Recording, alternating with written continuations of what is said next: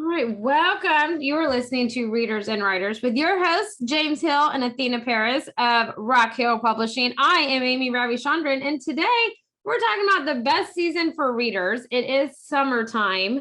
If you don't know, it's, hot outside, so just don't go outside, at least here in the United States. Maybe not where you are, but where we are, we avoid outside, okay? And so what better way than to have a summer reading list and kind of cozy up inside, or in an open room with plenty of fans, in my opinion, to read a book. So do you guys experience summer reading lists? Do you guys have one? What is that like for you guys?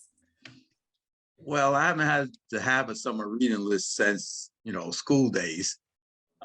We make the kids have one, but summertime is a good time for reading. And it's like take a book to the beach type of thing, to the pool. You want to sit out and do nothing but get lost in the story. And so, for readers, summertime is a good time because usually people go on vacation, they have a whole list of books they plan to read, and I'm going to read all these books this summer. And, if they get through half of one, then, they consider that a win-win type of deal. I'm like that sometimes. I'll put up, I want to read these books. This is the books I want to get to. And then, maybe I get to one. Maybe two. How about you? Well, I know Athena reads a lot. Yeah, I do. So I don't usually have a seasonal reading list. I basically read according to genres and things like that. But yes, summer is a really good time for readers because it's when people have their vacations, so they have got more time. They don't have sometimes if you teach your kids to read as well, you can all read at the same time, different books obviously, but everybody can be engrossed in some interesting story, or you can make it an interesting activity as you take kids books to read. And maybe you didn't read those series and those stories when you were young, and you can read them now to your kids. And so you're becoming acquainted with those stories as well. So it's also different types of reading that you can practice over your vacation.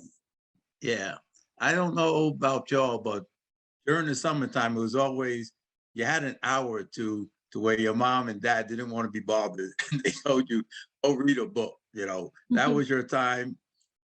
Go to your room, read a book. I don't want to hear anything more from you. But you're out of school, you're home all day, you're bugging the hell out of your parents. So it was like, yeah, okay.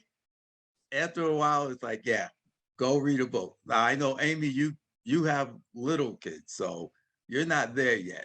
No, I do.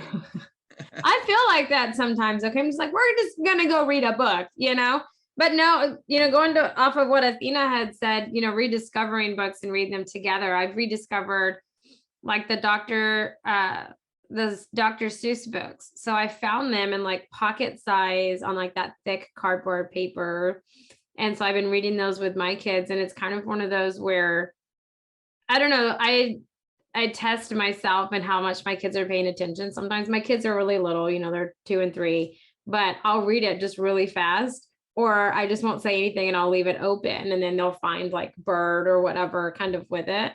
But it was just, I was like visiting those, and I was like, man, like this is so perfect to read in the summertime because they're like kind of quick reads and like, birds out, it's sunny, all of these things, not that they're not all the time, but in wintertime, it's different because it's, I don't know, maybe it's just with me, but like when wintertime, you can just kind of sense it. It's like you just want to ball up inside if Ice Mageddon isn't, happening, but you want to just like ball up inside, read a book, and you can just like look outside and know like if it just looks cold outside, not that Texas really gets cold, but to us it does. So, but Athena, are you going through winter right now, or are you in spring? Yes, no, winter. It's very, very cold right now, actually.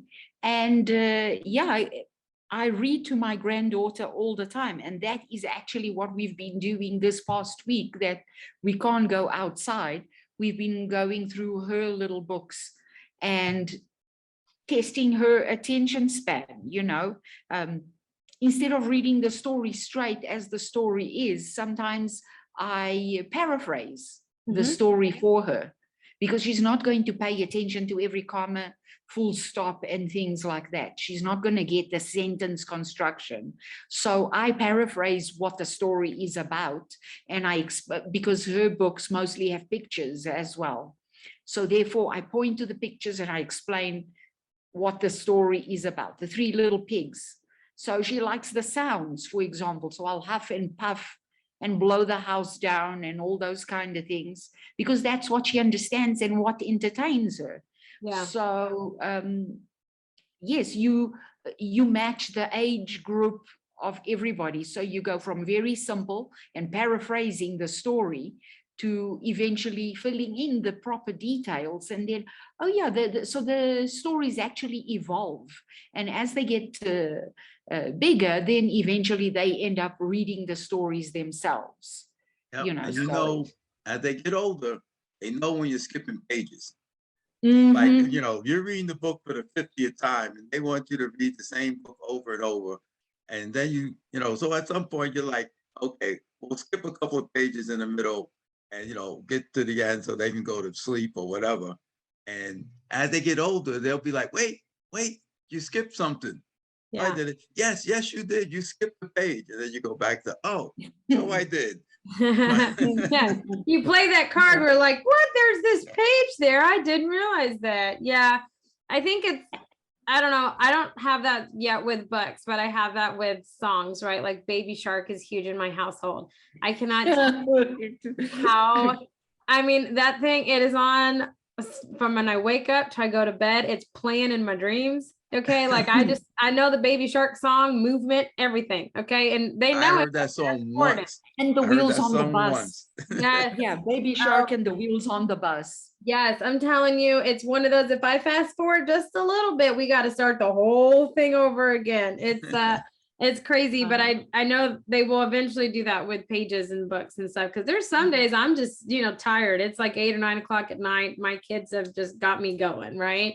But it kind of brings into fact that there are seasons for, you know, releasing books. There's popular times and less popular times to do that, you know, like gearing up for summertime and doing summer releases is huge. If your book is kind of one of those that may require a little bit more time to read it, you know, and kids being off, if it's kids age and stuff, kids being out of school, things like that, or in the fall time, you know, gearing up, going back to school, if it's like an early reader, educational, you know, things like that. But what do you guys kind of see in terms of seasons for releasing books? Well, so summer seems to be, since it's a light season, you tend to think of lighter reading, not as in-depth kind of books. So you would leave horror, mystery, suspense, perhaps for the winter. And summer, you read your romances, your wonderful adventures, which is exactly the same. Stuff. Yes, which is exactly the same that they do with the movies. They release the blockbusters with lots of adventure and all of that. So reading movies, kind of the same.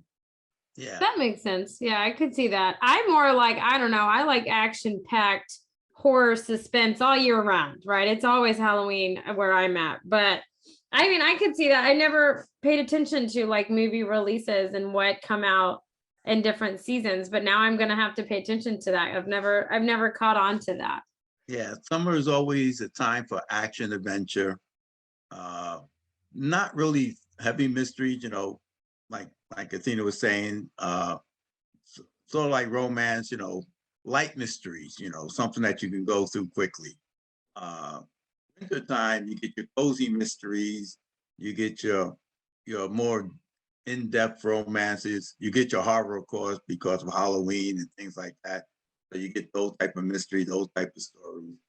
And I guess it's more like what we've been programmed to expect. But, you know, marketing, you're a marketing expert, Amy. You know, marketing, they steer you to one thing or the other somewhat. Yeah. And I'm not sure if it was a natural way that people thought, and therefore that's why we go to the lighter stuff, or if it was marketing ideas, like we're not going to hold somebody's attention with a big thick book of 300-400 pages in the summertime. Let's get them a 150 to something like that page book that they can read through at the beach or whatever when they're on the go, type of deal. So can't really say whether it was the marketers or whether it was just the way people are. Yeah. And the thing is, it's also, you can buy more books if they're lighter.